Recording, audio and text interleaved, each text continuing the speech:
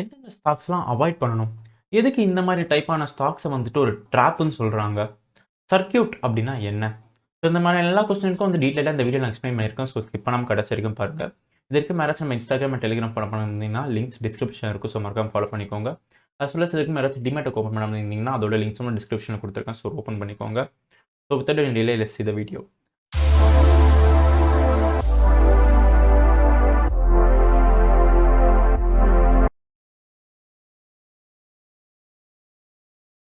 நம்ம வந்து ஃபர்ஸ்ட் என்ன பார்க்க போறோம்னா, ஒரு சின்ன கான்செப்ட் ஓகேவா?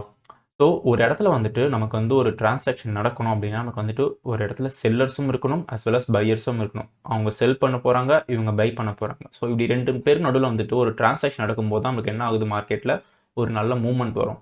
ஸோ இப்போ வந்துட்டு பையர்ஸ் நல்லா டாமினேட் பண்றாங்க, செல்லர்ஸால அந்த அளவுக்கு விக்க முடியல அப்படிங்கும்போது மார்க்கெட் நல்லா ஏறும். இதுவே வந்துட்டு செல்லர்ஸ் நிறைய விக்கிறாங்க, பையர்ஸால வந்துட்டு அந்த அளவுக்கு வாங்க முடியல அப்படிங்கும்போது மார்க்கெட் இறங்கும். சரி, ஓகே. இது ஒரு கான்செப்ட். இப்ப வெறும் செல்லர்ஸ் மட்டும் தான் மார்க்கெட்ல இருக்காங்க. அவங்க செல் பண்ணினே இருக்காங்க. ஆர் எல்ஸ் பையர்ஸ் மட்டும் தான் இருக்காங்க. பையர்ஸ் பை பண்ணிக்கினே இருக்காங்க. ஸோ இப்படின்னும்போது அவங்களுக்கு என்ன ஆகும்? யாராவது யோசிச்சிருக்கீங்களா? லைக் இப்ப செல் பண்றோம். இந்த இடத்துல இருக்கு மார்க்கெட்டு. ஒருத்தன் செல் பண்ணிக்கினே இருக்காங்க செல்லர்ஸ். அப்படின்னும்போது என்ன ஆகும்? சர்ருன்னு இறங்கிடும். இந்த மாரி வந்துட்டு இப்போ வந்து மார்க்கெட் வந்து இங்க ஒரு ₹100ல இருக்கு. எல்லாம் செல் பண்ணினே இருக்காங்க அப்படிங்கும்போது நமக்கு வந்து திடீர்னு அது ₹10, ₹5லாம் வந்துரும். அப்படின்னும்போது என்ன ஆகும்? ஸோ நம்மளுக்கு வந்துட்டு ஒரு 100% கிட்ட அப்படியே ஒரே நாள் கூட இறங்கறதுக்கு வாய்ப்புகள் இருக்கு. ஸோ இந்த மாரி அவாய்ட் பண்றதுக்கு அஸ் வெல் அஸ் இப்ப நீங்க பையர்ஸ்ல சைட்ல பார்த்தீங்கனாலும், இப்போ வந்து பை பண்றாங்க அப்படின்னும்போது நமக்கு ஒரே நாள்லயே வந்துட்டு அப்படியே இப்போ ₹10ல இருக்க ஸ்டாக் வந்துட்டு வெறும் பையர்ஸ் மட்டும் தான் ஸ்டாக்லயே இருக்காங்க அப்படின்னும்போது என்ன ஆகும்? டிமாண்ட் கிரியேட் ஆகும். டிமாண்ட் கிரியேட் ஆகும்போது நமக்கு வந்துட்டு அந்த ஸ்டாக் நல்லா ஏறும். ஸோ ₹10லேருந்து ஒரே நாள் ₹1000ம் போகும். ஸோ இந்த மாதிரியான விஷயங்கள்லாம் அவாய்ட் பண்றதுக்கு என்ன பண்ணிட்டாங்கன்னா, சர்க்யூட்ன்னு சொல்லி ஒரு கான்செப்ட் வந்துட்டு இருக்கு. ஸோ சர்க்யூட் அப்படின்னு பார்த்தீங்கன்னா, ஒரு லிமிட். இப்ப பார்த்தீங்கன்னா, அப் சைட்ல வந்துட்டு ஒரு சர்டைன் லிமிட் வரைக்கும் தான் இதால ஒன் டே வந்துட்டு மூவ் பண்ண முடியும். ஆர் எல்ஸ் லைக் டவுன் சைட்ல வந்து ஒரு சர்டைன் லிமிட் வரைக்கும் தான் ஒன் டேல வந்துட்டு மூவ்மெண்ட் இருக்கணும் அப்படின்னு சொல்லிட்டு என்ன பண்ணுவாங்கன்னா, சர்க்யூட் செட் பண்ணுவாங்க. அது வந்துட்டு ஸ்டாக் டிஃபர் ஆகும். ஸோ 5% இருக்கும், 10% இருக்கும், 20% இருக்கும். ஸோ மேக்ஸிமம் 20% தான் நான் கேள்விப்பட்டிருக்கேன். ஸோ ஃபார் எக்ஸாம்பிள் இப்ப வந்துட்டு இந்த இடத்துல வந்து இந்த ஸ்டாக் வந்து ஒரு ₹100ல இருக்கு. ஸோ வந்துட்டு வெறும் பையர்ஸ் மட்டும் தான் இருக்காங்க. அப்படின்னும்போது இது வந்து நம்ம டைரக்ட்டா 200 கொண்டு போய் விடக்கூடாது. ஸோ அப்ப என்ன பண்ணணும்? இங்கேருந்து இதோட ஸ்டாக்கோட லிமிட் வந்து பார்த்தீங்கன்னா, 5%ன்னு சொல்லிட்டு அஸ்யூம் பண்ணிக்கோங்க. ஸோ அப்ப பார்த்தீங்கன்னா, இந்த ஸ்டாக் 5% ஏறுதுன்னா, இங்கேருந்து அடுத்தது 105க்கு போகும்.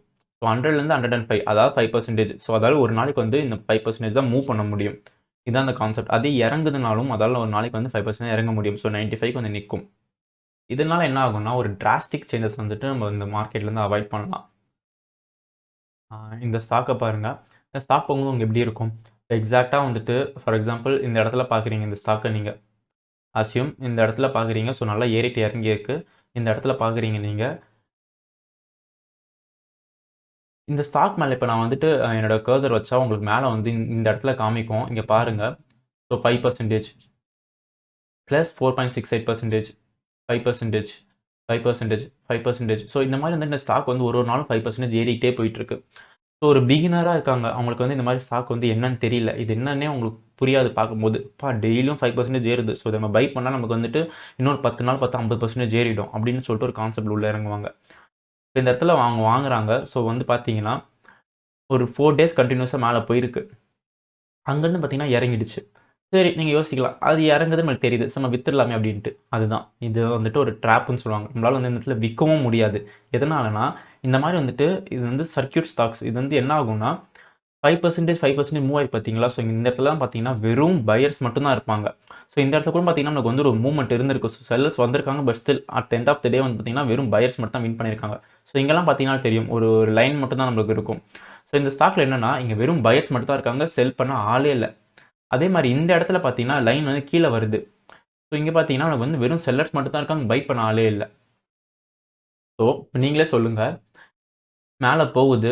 நம்மளுக்கு ஜாலியா இருக்கும். மேல போகுது அப்படின்னு சொல்லிட்டு, இந்த இடத்துல கீழ இறங்குது. ஸோ நம்ம இங்க விக்க ட்ரை பண்றோம். நமக்கு தான் இங்க பையர்ஸே இல்லையே. அப்ப நம்ம யார்ட்ட போய் செல் பண்ணுவோம்? முடியாது. ஸோ இந்த இடத்துல நீங்க நீங்க செல் ஆர்டர் போட்டாலும் உங்களால வந்துட்டு அந்த ஆர்டர் எக்ஸிக்யூட் ஆகாது. நீங்க வெளியும் வர முடியாது. அப்படியே ஃபுல்லா இறங்கி இங்க வந்துரும். இங்க வந்ததுக்கு அப்புறம் தான் உங்க செல் ஆர்டர் வந்து நீங்க போட்டா எக்ஸிக்யூட் ஆகும். ஏன்னா இந்த இடத்துல வந்துட்டு கொஞ்சம் அந்த வால்யூம் இருந்திருக்கு. பையர்ஸும் செல்லர்ஸ் 2 பேருமே இருந்திருக்காங்க. அப்ப என்ன ஆகும்? இங்க நீங்க வாங்குனது ஆல்மோஸ்ட் பார்த்தீங்கன்னா டெய்லியும் 5% இறங்கும்போது 8 நாள்லேயே உங்களுக்கு வந்துட்டு ஒரு 40% கிட்ட இறங்கிடும். 40% இறங்கிடுச்சு. இப்போ என்ன பண்ண முடியும் உங்களால்? ஒன்றும் பண்ண முடியாது. அது ஹோல்ட் பண்ணி தான் ஆகணும். ஸோ திரும்ப மேலே ஏறும் அப்படின்னு சொல்லிட்டு. இந்த இடத்துல மேலே ஏறுது. ஸோ இந்த இடத்துல வித்துறணும் நம்ம. இப்போ ஓகே, இந்த இடத்துல வாங்குறவங்க இந்த சைடு மேலே போது வித்துட்டாங்க. இப்போ இங்கே வாங்குறாங்க. இங்கே தான் என்ட்ரி ஆறாங்க ஒரு சில பேர். அப்படின்னும் போது அவங்க நிலைமையை நினச்சி பாருங்க. மேலே போகுது. இந்த இடத்துல அவங்களால இது மேலே விற்கவே முடியாது. அப்படின்னு நம்ம பார்த்தீங்கன்னா சர்ருன்னு அது இந்த அளவுக்கு வந்துடும்.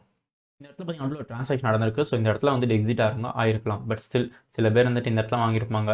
மேலே போகுது. ஸோ அகைன் மேலே தான் போகும் அப்படின்னு சொல்லிட்டு வெயிட் பண்ணுவாங்க. அப்புறம் பார்த்தீங்கன்னா திரும்பி கீழே வந்துடுச்சு. ஸோ இந்த இடத்துல வாங்குறவங்க நிலைமையை நினச்சி பாருங்க. ஆல்மோஸ்ட் லைக்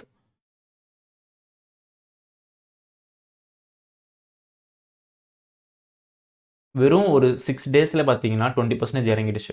அவ்வளோதான். இப்போ வந்து அவங்க வந்து இந்த லெவல் வரைக்கும் இறங்கிடுச்சு. இதுக்கப்புறம் அவங்களால ஒன்றும் பண்ணவும் முடியாது. இது வந்து மேலே ஏறுமா?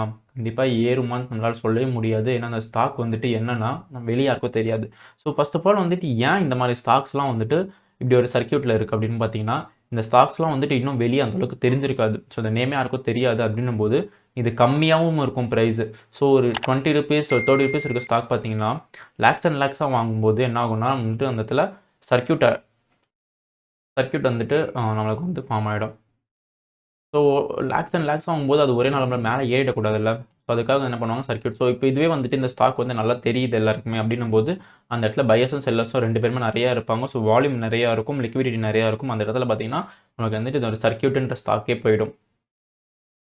ஸோ உங்களோட ட்ரேடிங் கரியரில் இந்த மாதிரியான ஸ்டாக்ஸ் எல்லாம் வந்துட்டு டெஃபினட்டாக நீங்கள் அவாய்ட் பண்ணணும். ஸோ இதெல்லாம் வந்துட்டு ஒரு ட்ராப்பு.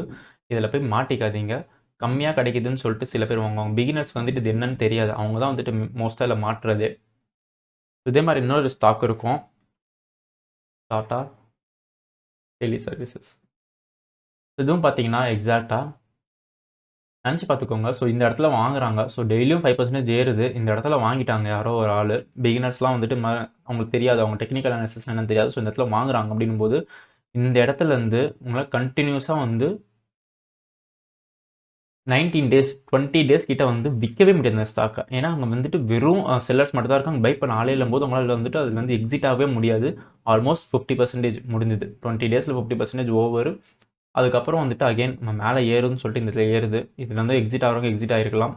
ஆக மாட்டாங்க. ஏன்னா அவங்க வந்துட்டு இங்கே வாங்கியிருப்பாங்க. ஸோ அவங்களுக்கு வந்து ஸ்டில் இந்த லெவல் போனால் தான் அவங்களால எக்ஸிட் பண்ண முடியும்னு சொல்லிட்டு அவங்க ஹோல்ட் பண்ணினே இருப்பாங்க. இந்த மாதிரி இருக்கவங்களாம் ரொம்ப லைக் இயர்ஸாக ஹோல்ட் பண்ண வேண்டியது இருக்கும். ஏன்னா இந்த ஸ்டாக் வந்து இதுக்கப்புறம் எப்படி போகும்னு நம்மளுக்கு தெரியாது. நீங்கள் பாருங்கள் அதுக்கப்புறம் கீழே வந்துருச்சு. ஸோ ஆல்மோஸ்ட் லைக் ஒரு 182 டேஸ் ஒரு 7 to 8 மந்த்ஸ் பார்த்தீங்கன்னா அது அப்படியே கீழேயே தான் ட்ராவல் ஆகிட்டுருக்கு. ஸோ இந்த லெவலில் பிரேக் பண்ணிச்சுன்னா அது ஸ்டில் இன்னும் கீழே போயிட்டே இருக்கும். இந்த மாதிரி ஸ்டாக்லலாம் மாட்டினவங்க நிலமை வந்துட்டு அவ்வளோதான். So guys be careful, don't get dropped in the stocks like this.